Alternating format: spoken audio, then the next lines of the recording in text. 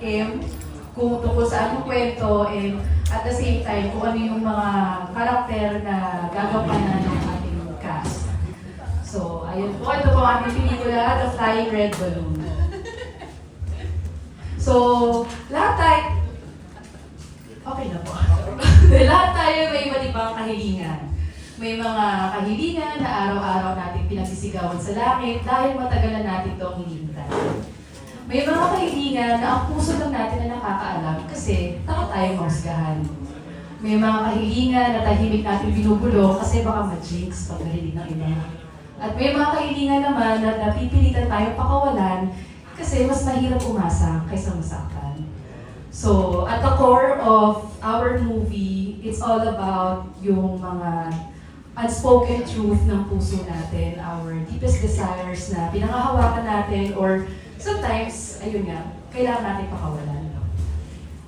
Ayan. So kung mapapadpad ka sa Shipping Old Town para magpalipad ng lantern at kailangan mo ng guide, Jaja is your girl. Ang ating self-proclaimed favorite Ritas girl na araw-araw tumutulong sa mga turista na magpalipad ng kanilang mga kahilingan. So, she's very cheerful, natural salesperson, and she's very impossible to ignore. Parang gano'n naman talaga si Giselle sa tuwing na buhay.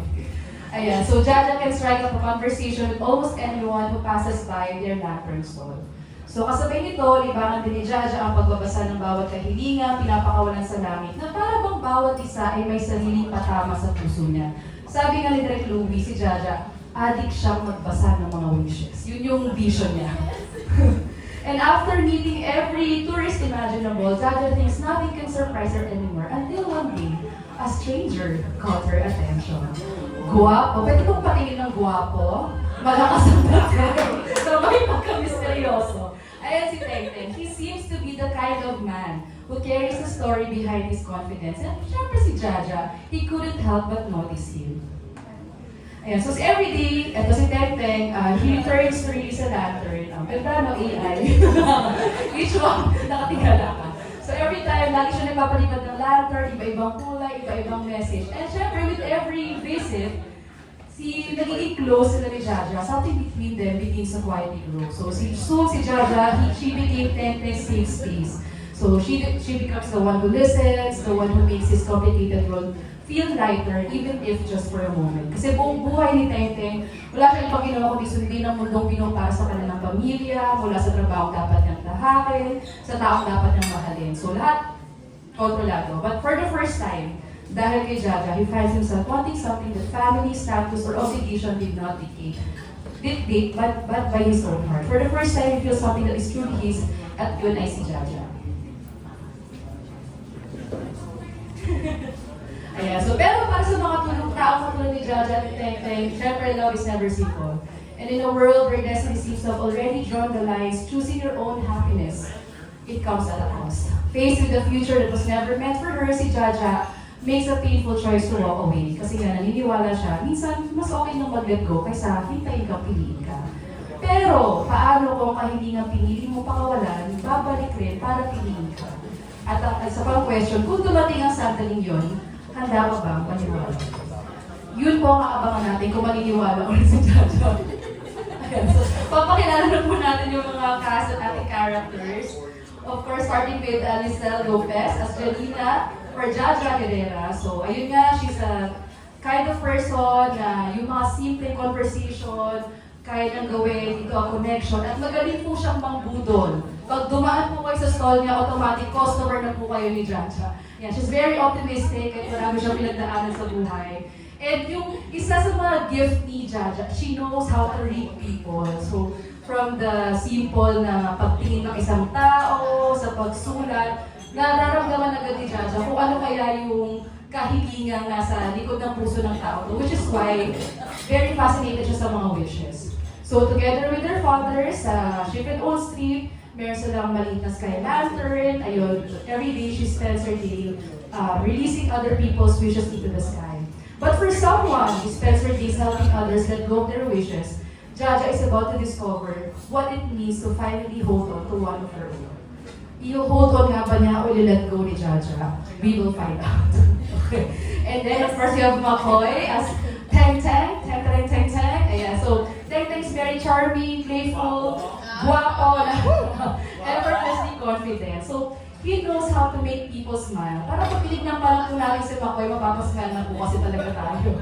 Ayan. Pero yung character ni Tengteng, he wasn't always like this. Parang he grew up in a simple life sa Taiwan until nagkaroon ng tragedy yung family nila. Napilitan siyang umuwi sa Pilipinas with his father. And by that time, he was pulled into a life ng traditional Chinese family na everything is dictated. So for years, ganun ang buhay ni Tengteng until ayun nga, may bumasag sa kanya, nakilala niya si Jaja, at na-realize niya kung ano talaga ang gusto ng puso niya. So, ang tanong lang is, will he follow his heart or remain loyal to the duty he owes to his family? Ayan. Ang pinakagwapo po sa lahat, Jason Gaitza. So, si Kuya Jason, siya po si Domingo Herrera. Pero pagdating po sa Taiwan, tawagin niyo po siyang Gao Ming. At hindi niyo tinawag na Gao Ming, magagalit po siya sa inyo. So, siya po ang tatay ni Rizal, di ba? Parang kita naman po natin yung resemblance. So, he's very warm, expressive, and little dramatic. So, very OA yung character ni Kuya Jason. Very protective siya kay Jaja. Pero yung reason kasi is, 2 beses namatayan si Kuya Jason. Yung nanay ni Jaja, and then yung naging second niyang wife na Taiwanese. Kaya sila napunta doon. So, because of that, parang may behind his personality, meron siyang fear na iniiwan siya ng mga taong mahal niya. Kaya magiging protective siya kay Jaja. Pero si Gao Ming, meron din siyang sikreto. One that may be the very reason na he could lose Jaja. At yun po malalaman natin sa pelikula pag pinunod po. Ayan. Ayan, sa lingwa po. Paolo Dumamba as Makoy Wang. So si Makoy, ayan. So siya ang loyal and dependable childhood best friend ni Tengteng. So he grew up in Taiwan with his Filipino mom and Taiwanese stepfather. Very close to home na po tayo. So for years, siya po ang caretaker ng ancestral house nila Makoy, nila Tengteng, kaya siya very close. But eventually, since he would be one of the closest ally din ni Jaja, so magiging parang tulay ni Jaja at ni Tengteng sa Makoy. Abangan po natin yan at syempre yung mga paandar na Chinese ni Paolo. Makoy, oo. Huwag po tayo malilito. Siya po si Makoy sa movie Makoy in real life. Ayan. So, si Sir Richard Yap as Edison Chen, a man shaped by duty. So, siya po ang tatay dito ni Tengteng. So, he was born into a traditional Chinese family and he was raised to carry on their legacy. So, siya ang, kumbaga, nagli-lead ng family business nila. So, as a father, si Edison, parang he expresses his love through responsibility. Parang naniniwala siya pag nagampanan niya yung role niya, nag-guide niya ng tama si Tengteng, na-fulfill niya yung role niya as a father. So, but as Tengteng begins to want a different life, si Edison must confront a difficult truth that legacy may come at the cost of his son's happiness. Ayan, si Dian, ayan, as Shay Lim-Hong. So, she's very confident, elegant, and used to getting what she wants. So, what Shay wants, Shay gets. So, kaya, what Shay wants, Shay gets. Kaya kahit, siya naman talaga may kasalanan, kung basta nagkahiwalay ni Tengteng, sa bandang dulo, pabiktim pa rin siya, aagawin niya pabalik si Tengteng. So, ayan, excited kami for Lian. And then we also have Kim Santan as Lance Go. So si Kim San ang business partner ni Tengteng. He's very confident, driven, and unapologetically competitive.